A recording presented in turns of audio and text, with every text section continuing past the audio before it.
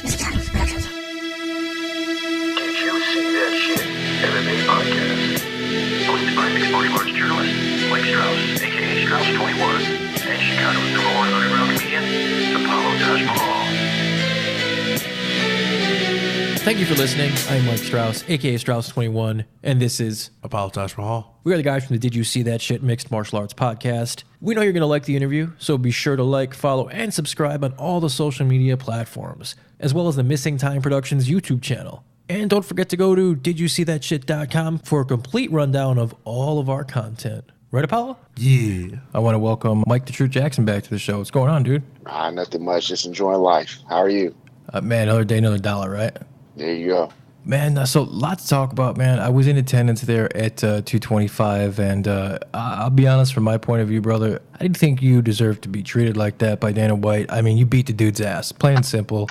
His claim of showboating and all that, I didn't see it. I just didn't see it, man. Yeah, I think it was just the way he interpreted the fight, not knowing my style. I mean, a lot of people, as far as the UFC fans go, like, they don't know who I am as far as the fighter goes. They know me as like a photographer, a photojournalist, or whatever. Mm-hmm. They don't know me as a fighter. They don't know my style.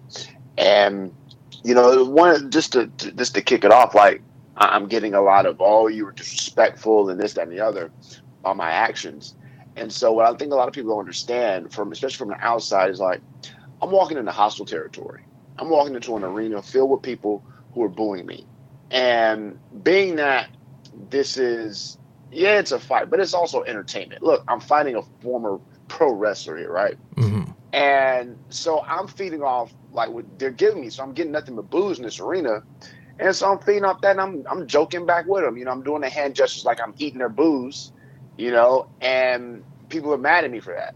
I was like, but they're booing me. Like, what do you, I mean, it's like they expect me to have no emotion as I'm about to walk into a fight, mm-hmm. which is nothing but emotion, right? So that was one thing. It's like, and that's what I'm getting is like, people are talking about my hand gestures. It's like, he's a clown and he's disrespectful. I'm just like, but they're booing me. I don't understand, you know what I'm saying? So I have that, and then people are telling me I'm disrespectful because I look bored. These are things that people have said to me. It's like, you look so bored. And I'm like, that's just the way I fight. I have no emotion on my face. I didn't know that I had to show emotion when I fight. But you look very relaxed. You look very composed. At no time did you look like you were in any kind of danger. But like you said, man, you didn't want to run in and get caught because you did not want to be that guy that got beat by CM Punk. Right. So, I mean, you have all these things. Then people are talking about I was disrespectful when I wasn't looking at him when I punched him. And I'm like, what?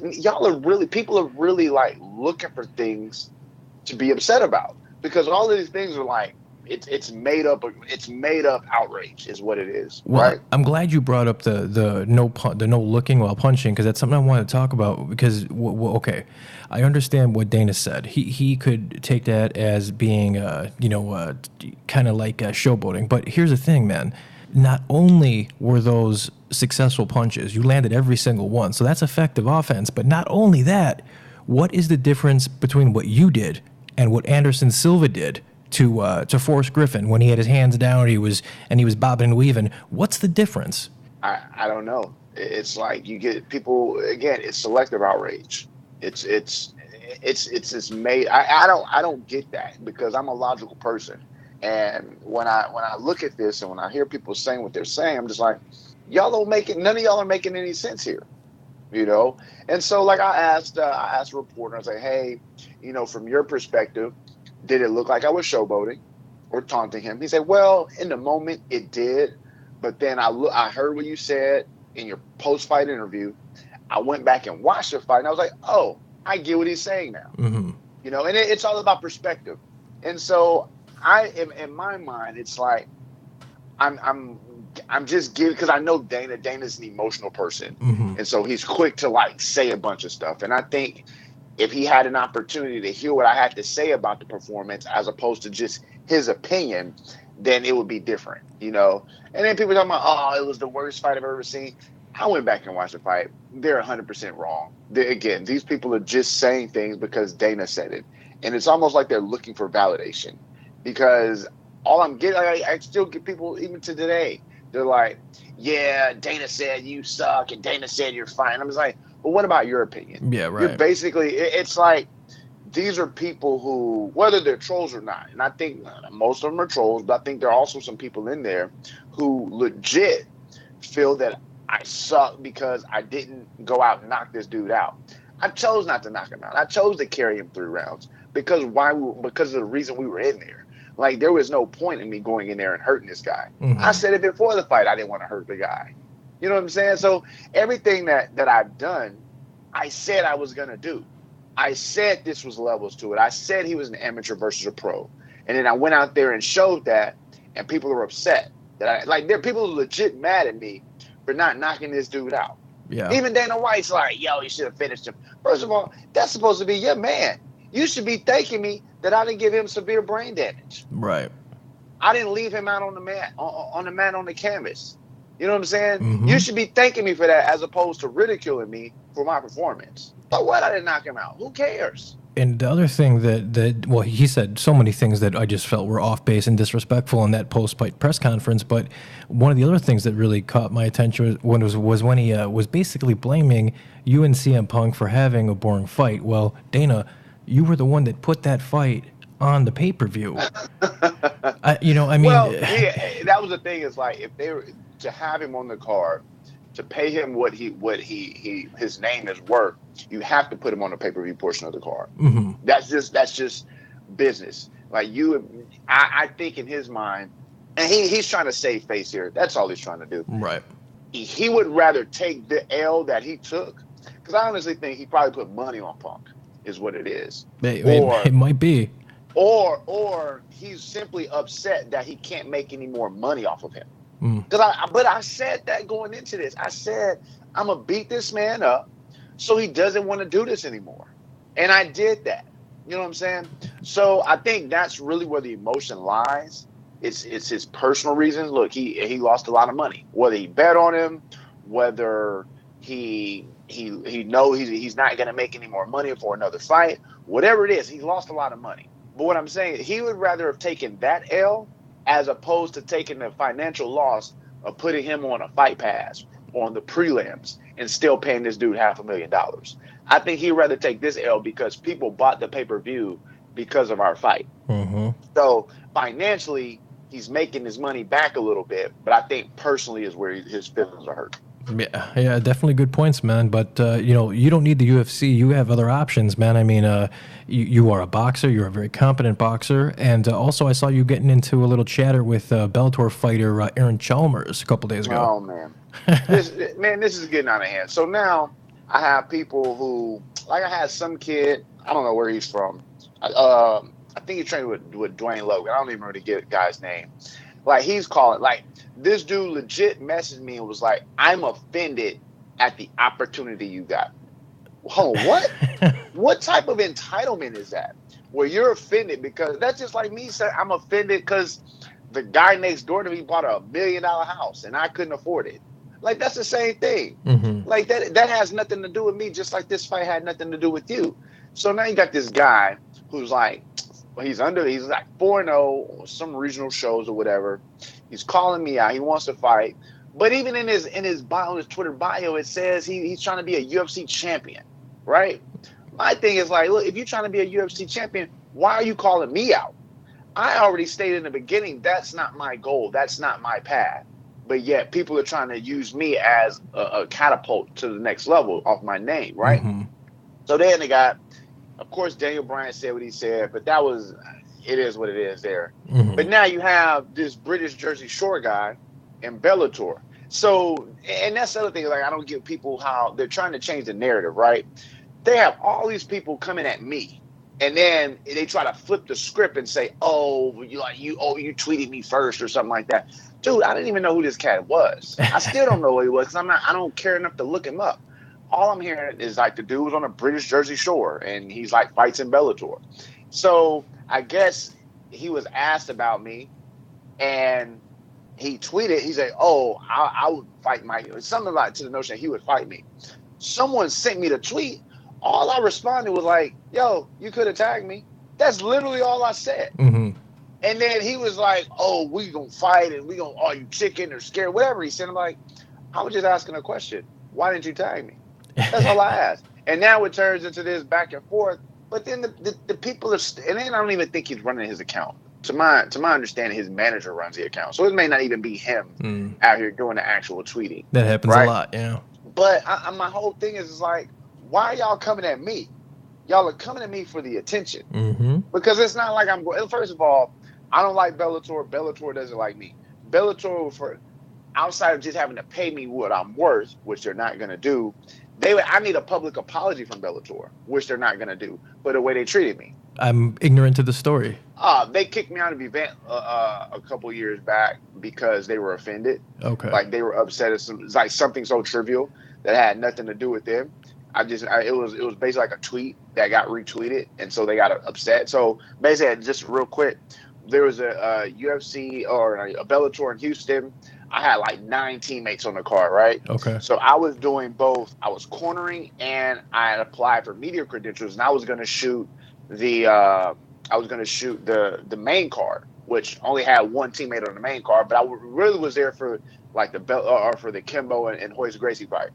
So while I was in the back, we ended up getting kicked out of we're in the big locker room, right? Because a lot of my teammates were on the undercard. So halfway through, one of the Bellator officials comes back and they kick us out of the locker. We're in the visitor locker room because we had so many people, right? It was all the fighters, cornermen, officials, right? So they come back and say, "Well, we have to move y'all." Now, the dude could have legit lied and made up whatever excuse he wanted to, but he was honest about it. He came back and he was like, "Well, Ken Shamrock doesn't like the size of his locker room, so we're going to give him this one." And we're all looking around like, hold on, y'all going to give one guy this entire locker room? And it's all of us in here? Like, it made no sense, right? Wow. Whatever. So they kick us out, and they put us, like, in a broom closet. Like, it was like a broom closet for the Toyota Center. But nevertheless, it was this small-ass room for a bunch of people that we all couldn't fit. So I basically said, was like, man, we just got big league by Ken Shamrock. You know, he took our locker room or whatever. Well, a journalist retweeted it. Bellator saw it. They sent out a search party for me. Wow. They sent out and I just happened to be because by this time, because like I said, I had a teammate. Most of my teammates were on the undercard or like swing bouts, and then I had another teammate who was on the main card. By this time, I'm in the locker room of the teammate on the main card, so they didn't know where I was. Anyways, I'm going back to get my stuff because I'm going now to go shoot the main card, and then they finally saw me and they kicked me out, or they were like, "Why did you do that?" And I'm like, "Why did I do what?" And they were like, "Well, you tweeted that." And I was like, "Oh, because it happened." Yeah. And so I was like, "But no." And now, if they would have came to me and said, "Hey, don't tweet anything from the back," I would have respected that. But no, they didn't do that. Like no one said don't tweet anything from the back. And then people wanted to get on mad at me on the internet. They was like, "Well, you shouldn't have been back there tweeting anyway." What are you talking about? So now when you in the locker room, you can't tweet now. Like they're just fake outraged in this modern era of life. Was that in the Scott Coker regime? I think so, because it was a Kimbo Dada fight. But Yeah, you know what? It's not. I don't even think it had to do with Scott Coker. Right. I think it was his social, because I remember it was his social media people. Okay. And they're just assholes, right? And so, sidebar, I got kind of distracted. But anyway, I would need a personal apology from those cornballs. And I know you're laughing, but I'm legit, because like that. I mean, I got some clicks off of it and wrote an article about it. But my thing is like, you can't go around just trying to, use your power play to disrespect people. No, you know what I'm saying? And that's what I felt I was disrespected. You know what I'm saying? These little dweebs, I smacked them anyway, but whatever. I mean, you talk about entitlement. I mean, one guy, I mean, that's just, I don't know. That's just, you hear all these stories about some of these guys, and, you used to respect them, and all these stories come out about them, and it's just like, really, man? You needed a huge-ass room. I mean, I don't know. It just, what the hell's wrong? It was crazy. Like, it was legit crazy. Like, we're all looking around like, what are you talking about? Why are we leaving? And again, that dude could have lied. He could legit lie. Because we asked, we was like, hey, why are we getting kicked out? And he would have legit lied. And no one would have even questioned him about it. But he was honest about it. And so then that his honesty got me kicked out. Hey, before I let you go, man, I saw on I think it was Twitter, you retweeted this crazy article that I ended up reading because it caught my eye. It was about the door to hell in Turkmenistan. Did you read that? I didn't get to read it, but I've heard about it. Man, that is crazy. I want to go just to like check it out, but I'm not gonna get too close because I'm afraid that it'll probably like sink in or something. Right? I mean, literally, it literally looks like a hole to hell. It's nuts, bro.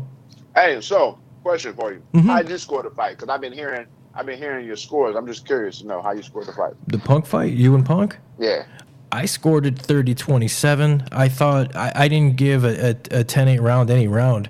I'm one of the old school guys that, to me, a 10-8 round has to be like super ridiculous. You beat the shit out of him. You clearly won it. You clearly won, in my opinion, every round. It wasn't even close. Oh. If people gave you a 10-8 round, I ain't mad at it because you clearly beat his ass. It's just I'm more rigid when I give a 10-8 round. But man, Cool. There's because someone told me. Someone had a little birdie tell me you scored at 29-28. And I was like, what round did he give him? Me 29-28. No, there's no round that. No. And when you hit me up, I was like, yo, I gotta ask him about it. I did hear people say that, and I was like, how? But I don't know. People like talking. Yeah, that's definitely true. People do a lot of talking. But social media, man, you're at The Truth Jackson on Twitter and the very same on Instagram, right? Yeah, The Truth Jackson, man. You can follow me for all of the dope content. I'm back working the shows. Like I had a Submission Hunter Pro this past weekend in Lake Charles, and then I have LFA coming up this weekend in Beaumont. So I'm back to covering events. So you're gonna get all the dopest combat sport shots. Awesome. Well, I appreciate your time, man. It's always fun talking with you. The floor is yours, man. If you'd like to shout out anything else. Man, no, I'm good, man. I just appreciate all of the following and the support, that I picked up since, the fight. And if people want to, again, you can follow me on the social media at The Truth Jackson, Facebook, Instagram, Twitter, Snapchat. And then, of course, the podcast, The Truth About Stuff, is all on iTunes, SoundCloud, Stitcher, and, of course, MikeTheTruth.com/podcast. Appreciate it, man. Take care, Mike. All right, you too, my guy.